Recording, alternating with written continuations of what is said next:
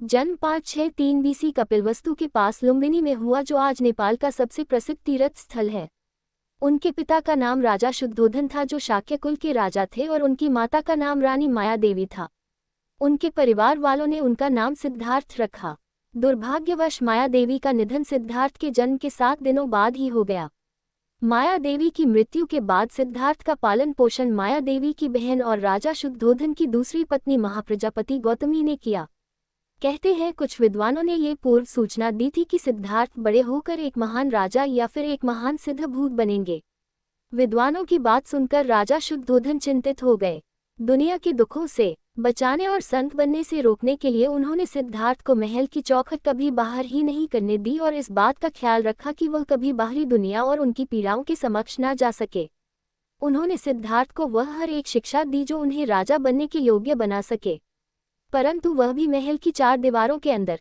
जब सिद्धार्थ एक योग्य उम्र के हुए तब राजा ने उनका विवाह राजकुमारी यशोधरा से कर दिया। कुछ समय पश्चात यशोधरा ने एक पुत्र को जन्म दिया, जिसका नाम उन्होंने राहुल रखा। राजा शुद्धोधन ने सिद्धार्थ को हर एक सुख सुविधा उपलब्ध करके दी थी, जिससे उन्हें कोई कमी महसूस ना हो सके।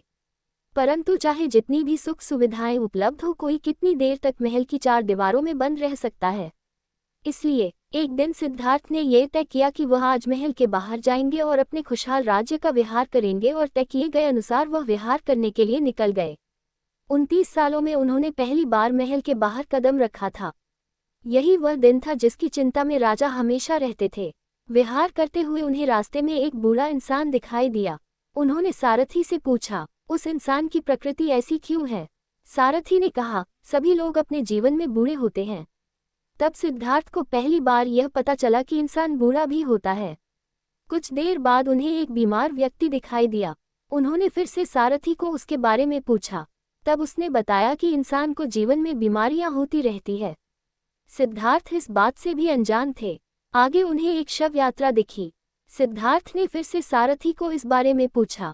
सारथी ने उन्हें बताया कि जो भी इस दुनिया में आता है उसे एक ना एक दिन इस दुनिया को छोड़कर जाना पड़ता है। थोड़ा आगे जाने के बाद उन्हें एक सन्यासी दिखाई दिए। उन्होंने फिर से सारथी को सन्यासी के बारे में पूछा। तब सारथी ने उनसे कहा कि यह एक सन्यासी है। जब कोई इंसान अपने जीवन की सुख सुविधाओं को त्याग देता है तब वह सन्यासी बन जाता है, और फिर वही बात हुई जिसका राजा को डर था। सिद्धार्थ जीवन के दुखों से परिचित हो चुके थे। विहार के दौरान देखी हुई बातों ने उन्हें सोचने पर मजबूर कर दिया। वह ये सोचने लगे कि जब इंसान को इस दुनिया में आकर दुख ही सहना है तो इस वैभव का क्या अर्थ है। उन्होंने अपने इस वैभवशाली जीवन को छोड़ जीवन के शाश्वत सत्य का मार्ग ढूंढने का निर्णय लिया, और वह अपना सभी सुख सुविधाओं से भरा जीवन छोड़ जंगल में एक तपस्वी का जीवन जीने के लिए निकल गए। उन्होंने कई तपस्वियों का मार्गदर्शन लिया।